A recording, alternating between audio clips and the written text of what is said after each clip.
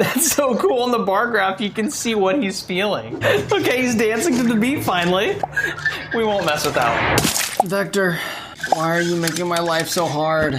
This is Vector, a pet robot that has been requested numerous times over the years for me to review here on the channel, and I finally got my hands on one from Amazon.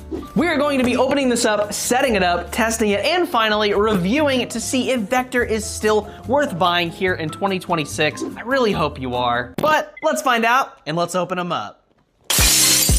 Here is the box that it comes in, and here is everything that it comes with, and oh my goodness, this is way smaller than I thought he would be. I honestly thought that he was gonna be the same size as maybe Emo, but Emo is even way bigger than Vector is. That is insane.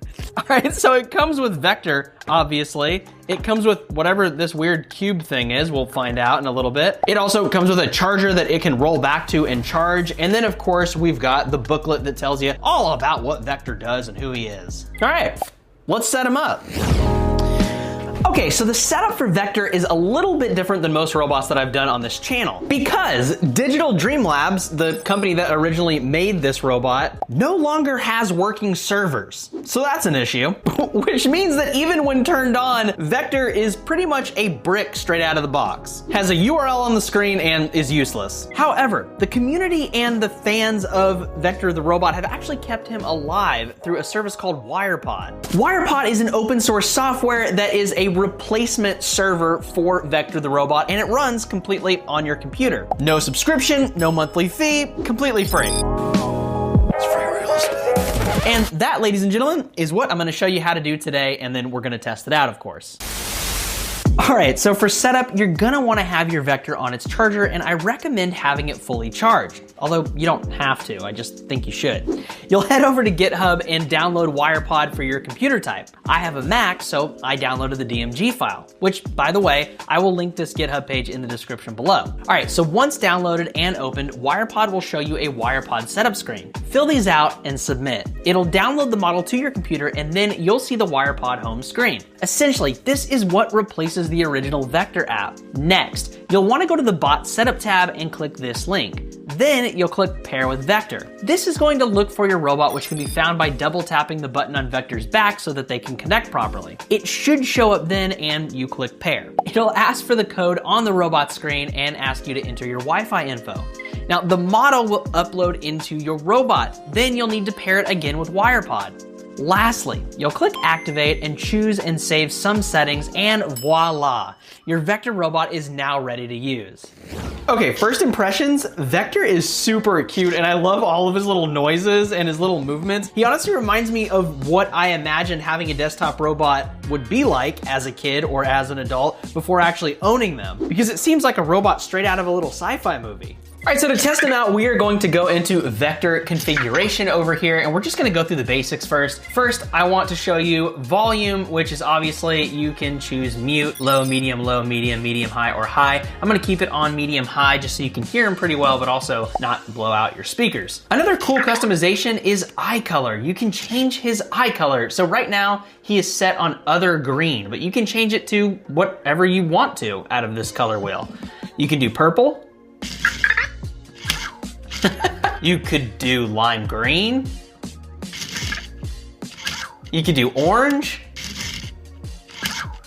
And of course, if you want to pick your own custom color, you can move this around and click submit, and it'll show up as the color that you chose on the color wheel. Now to use this feature, you're actually going to have to add a new face. So I'm going to enter my name, and then I'm going to add a face. And now he should scan my face and know who I am. Here he comes. And he's of course doing that through his little camera right here, and he is checking me out. He's scanning my face, learning who I am, and there you go. I don't know if you can hear that on camera. I hope you can, but he said my name in his little robotic voice. Now, I just want to say really quick, there are so many of these desktop robots that use some sort of weird kid's voice or like even an adult voice, which almost feels more uncanny valley. But when it's cute like this and actually sounds like a robot, this is what everyone wants. Or at least that's what I want. Let me know down in the comments if you agree. So next, let's move back to control. Because here you can control your camera feed, stop camera stream, begin camera stream. Let's click on that. This is what Vector is seeing. which is so cool. Now, I'm not gonna go through all of these, but you can do behavior control, you can move motors, you can mirror mode. I don't even know what that does. Let's see. Won't let me click it.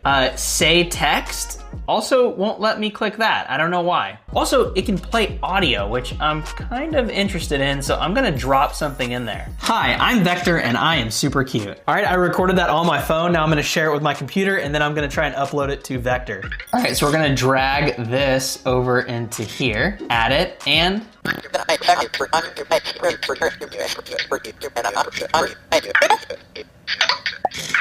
it's kind of playing it. Sounds really bad though. Let's try one more time.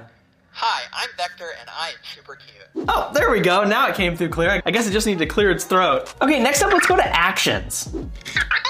So you can do explore start, listen for beat, go to sleep, fetch cube, or go home. Hey, fetch cube. So now we can finally see what it does with this cube. So I'm gonna put the cube right here and we're gonna see if it can find it. It's not over here. I'm over here. The cube's not. Oh, I think it found it. Ah. Go get the cube.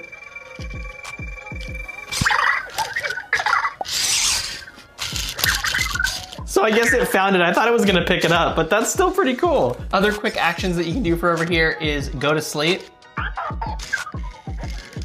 And he goes right to sleep. I'm gonna click explore start and see if it'll wake him up. Oh, yep. He found the microphone. So now it looks like he's kind of exploring his little area. Another thing I do want to try is listen for beat. So let's play a song. Okay, he's dancing to the beat finally. Only took about 30 seconds. I guess this is his robot interpretive dance to this beat. Very cool. All right, let's see what stem is. That's so cool. On the bar graph, you can see what he's feeling. Oh, can I get him like overstimulated? Oh yeah, it's definitely rising.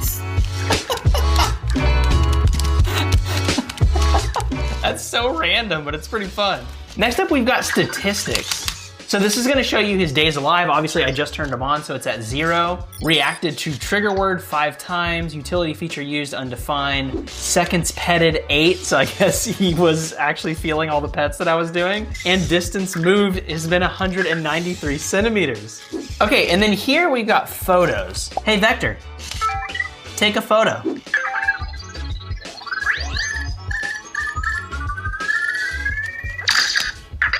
Okay, I made a stupid face. Refresh list, and yep, there it is. So he can take photos for you. Also, oh my God. So he's about to fall off my desk, but I think he knows he's at his limit because he stopped moving forward. He's about at his limit. So that's good to know that he does know when he's about to fall off the edge of a desk. Hey, Vector, show me the time.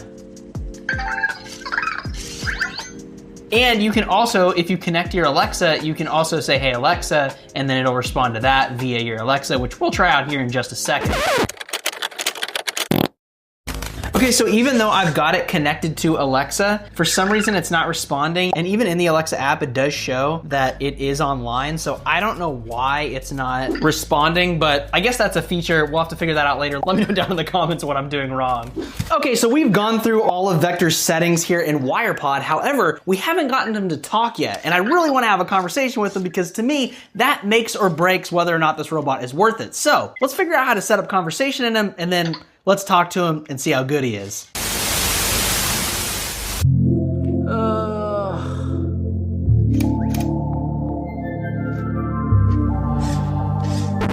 Okay, I have been trying forever to get this thing to talk to me, and it is just not working. I've been going back and forth with Claude trying to debug this, and nothing I do will make this talk. So I'm over it for right now. Let me know down in the comments if I'm doing something wrong. I'm gonna explain everything that I did in an article on my website, so I'm gonna link it down below. If you wanna help me debug this or fix this or whatever the heck's going wrong, let me know. It's already been like over an hour. So let's just head right to the review.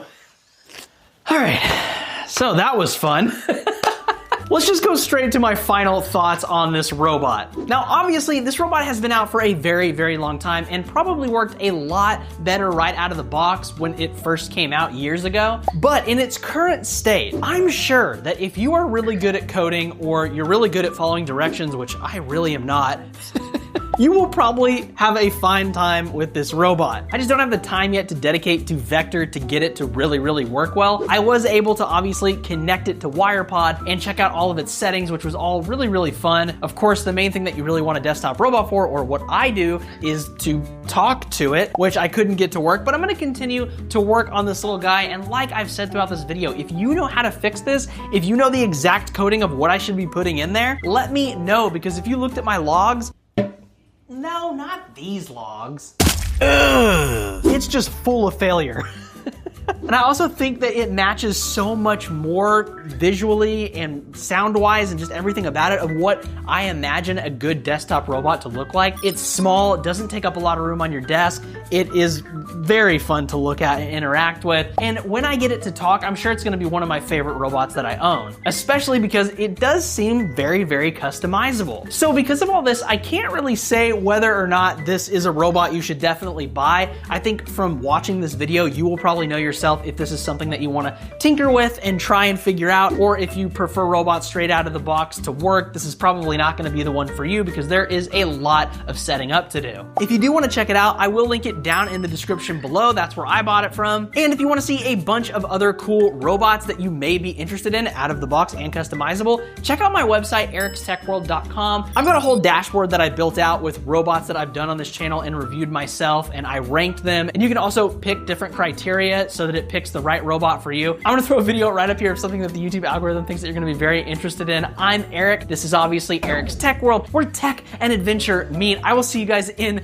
the next video. Say bye, Vector. Later, nerds.